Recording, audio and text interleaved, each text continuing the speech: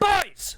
Couple things. One, I just wrote down a couple notes. I'll say this at the start of the stream. One, I deleted my Tommy alt VOD because it was shit content, and I went live when I was really tired, and it was really dumb. If you want to speak about something seriously, be tired. Don't be tired. Can you imagine if fucking Obama went to a rally and was just out of his face? Not on drugs though, because Obama doesn't do drugs. Second thing, I fucking talked on a stream about how I go to therapy, and now everyone's like, he's forced into therapy because of the culture of the... It's like, I only mentioned it, really, on stream, because I wanted to, like... Everyone seems to think that it's this big thing, like, God, he must be unwell, but I just, like, dude, it's fucking cool, man. It's cool. I don't want there to be a stigma around it. So I wasn't gonna mention it, but, you know, I thought I didn't want there to be a stigma. The last thing... Listen, I know, I'm sorry... I am generally sorry. Let me read out my notes, you know. I don't always know what I'm on about. Listen, Jschlatt is a good friend of mine, but I think he makes some shit jokes and some dumb jokes that I don't always agree with. And that wasn't me saying when I'm going, he's a good guy. Me going, I agree with absolutely every last thing he does. So I'm sorry everyone got really mad about that. I think, so I've been watching a lot of Bo Burnham recently.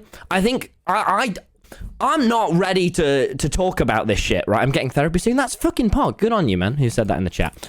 There is a clip I'll link like 3 times for the people that are really into this stuff in the chat, which is just this Bo Burnham clip. It's outdated, and it's his take on, like, politics and stuff. And I kind of agree with that, man. Like, most of that. So please, if you want to listen about that, the basic premise is, like, yeah, like, I know a bit about... Like, I can tell you all day about LGBTQIA plus stuff or Mr. Beast's channel, but I don't know about most things. So it's best just to kind of redirect you all to the people who do know. So I'm not going to sit and pretend that I know about it. So I just thought I'd say that.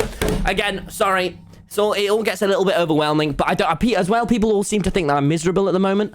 Guys, I was in Brighton the past week. I've been having such a good time. So, seriously, thank you all so much for watching the streams. I'm not having a shit time. I'm not like I get overwhelmed, but you know, who else doesn't? We've been inside for a year. So I just thought I'd say that off the bat of the stream.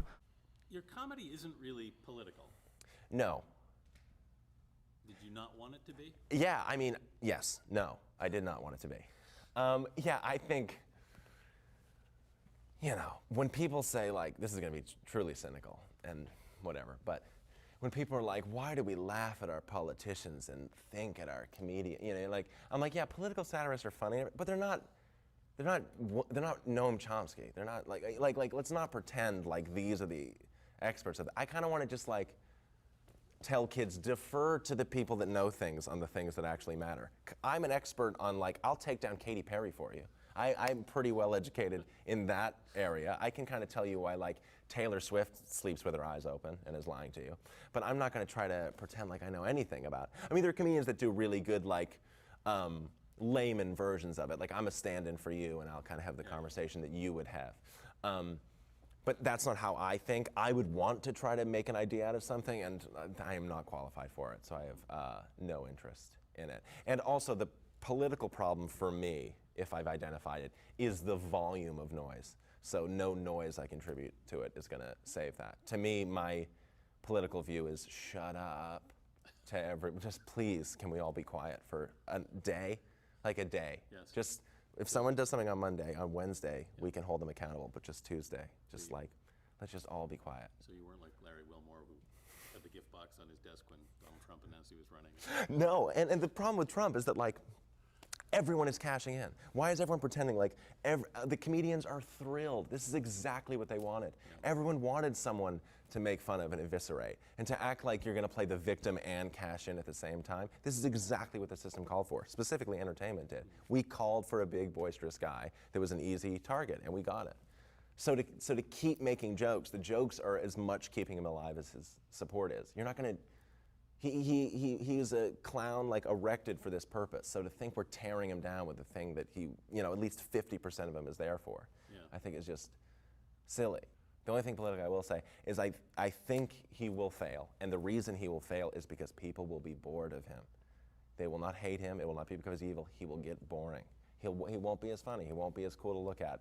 His jokes will be trite, and even the way he's offensive won't be interesting anymore. He will not fail on policy. He'll fail on the way that he rose, which is people were excited by him, and then he'll fall on that sword and people will be bored by him. So just get bored.